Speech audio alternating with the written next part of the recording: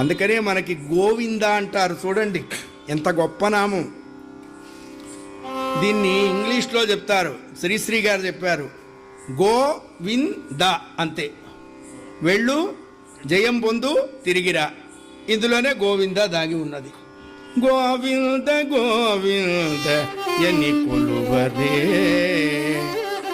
గోవిందాయని కొలువరే, పాండవ వరదాయని పాడరే, అండజవాగను కొనియాడరే, కొండల రాయని కోరరే, దండితో మాధవుని తలచరు దేవుడు, గోవింద గోవింద ఎని కొలువరే. నువ్వు బయలుదేరు స్వామి అన్నారు.